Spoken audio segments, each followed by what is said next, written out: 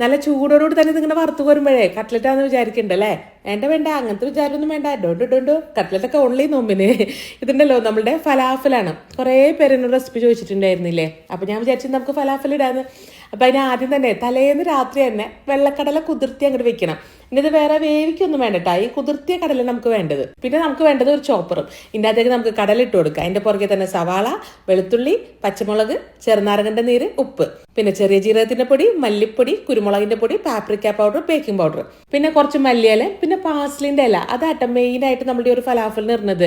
ഈ പാസ്ലിന്റെ ഇല നാട്ടിൽ കിട്ടുമോന്ന് എനിക്കറിയില്ല. എനിക്ക് കിട്ടിയില്ലെങ്കിൽ ആരോടും പറയാൻ നിൽക്കണ്ട, കുറച്ചധികം മല്ലിയില ഞങ്ങൾ ഇട്ടതിനെ. ഇനി ഇതെല്ലാം കൂടെ നമ്മുടെ ചോപ്പർ ഉപയോഗിച്ചിട്ടാണ് നല്ലോണം അങ്ങോട്ട് അടിച്ചെടുക്കണം. ഇതിന്റെ ഒരു മാക്സിമം നമുക്ക് ചോപ്പറിൽ എന്തോരം അടിച്ചു കിട്ടും അത്ര അങ്ങോട്ട് അടിച്ചെടുക്കണം കേട്ടാ. എന്റെ ചോപ്പറെ കുറച്ച് ചെറുതാ, അതുകൊണ്ട് തന്നെ ആ ഇല കിട്ട പോലെ കിടക്കണില്ലേ. പിന്നെ ഞാൻ അതിൽ നിന്ന് കുറച്ചങ്ങോട്ട് മാറ്റി 2-3 ആക്കിയിട്ടാണ് അത് ഈ ഒരു കോലത്തിൽ ഇങ്ങനെ അടിച്ചെടുത്തിരിക്കുന്നത്. ഇതേപോലെ ഇങ്ങനെ ബോൾസ് ഉണ്ടാക്കുമ്പോൾ ബോൾസ് ആയിട്ട് കിട്ടണം. അതാണ് അതിന്റെ ആ ഒരു പാകം എന്ന് പറഞ്ഞാൽ. ഇനി ഒന്നുമില്ലെങ്കിൽ ബോൾസ് ആക്കിയിട്ട് ഫ്രിഡ്ജിലോട്ട് എടുത്ത് വെക്കുക, അല്ലെങ്കിൽ ഇതേപോലെ തന്നെ 1 മണിക്കൂറോളം കുറഞ്ഞത് ഫ്രിഡ്ജിൽ വെക്കണം കേട്ടാ.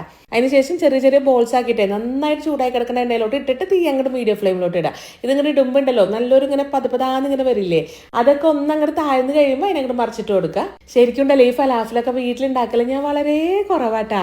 കാരണം ഇവിടെ ഈ അടുത്തൊക്കെ 1 റിയാൽ കൊടുത്താൽ 4 എണ്ണം കിട്ടും. അപ്പൊ പിന്നെ നമ്മൾ ഉണ്ടാക്കേണ്ട കാര്യമില്ലല്ലോ. ചായ തളക്കുമ്പോഴേക്കും ഇത് കഴിക്കണം തോന്നിയാൽ പോയി മേടിച്ചാൽ പോരല്ലേ.